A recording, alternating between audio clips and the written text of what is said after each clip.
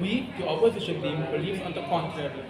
People who partake in gambling, also known as gamblers, uh, partake in games of chance, usually to multiply their money or pay their debts accumulated due to gambling. Now, these gamblers will do anything to scrounge up any money that they can find, be it from borrowing money from their friends or family, or getting a loan from a bank, or even forcing their own family to get a job and make money just so they can gamble it again and again. This is injustice to others, hence why imprisonment should be used against them. This will help justice while also protecting the family itself. Now, although it sounds cruel, imprisonment can actually be combined with rehabilitation, making the gamblers inside be rehabilitated while also paying for any crimes they have done. Other than that, prisons also serve as a shield for the family. For this family can be protected against the gambling or the gambler from any harm that they might have done to their family. Now, we, the opposition team, has a few points to say. First of all, the gamblers are prone to doing abuse to their families due to financial stress.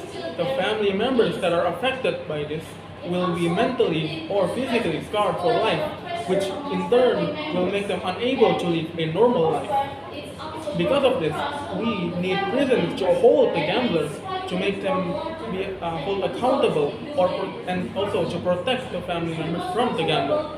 Second, the gambling offenders needs money to fuel their addiction. This money can come from a variety of ways. However, some of them include criminal activities such as scamming, stealing, grand theft auto, and more. This by itself is injustice to others, hence why they need to pay for their crimes by being imprisoned, or else the justice system will be for naught. Third, not all gamblers think they need help.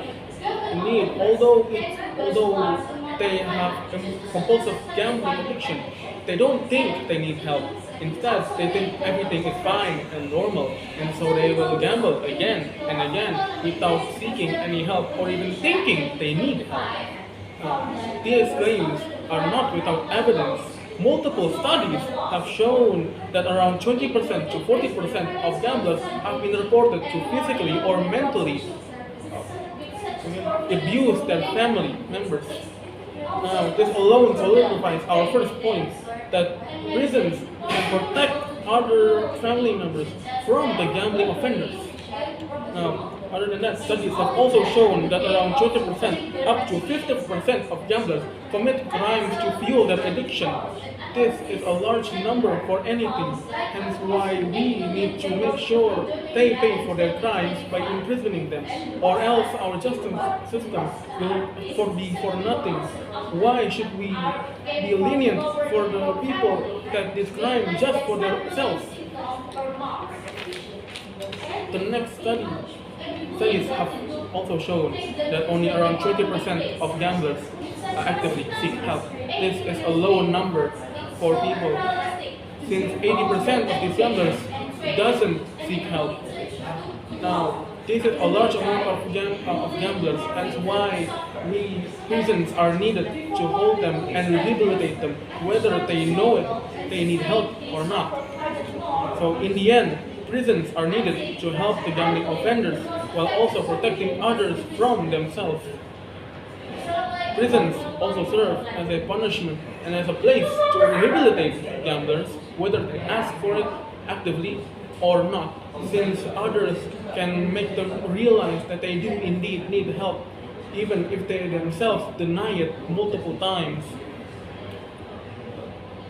Because of that, we, the opposition team, believe that imprisonment should not be replaced and instead be combined with rehabilitation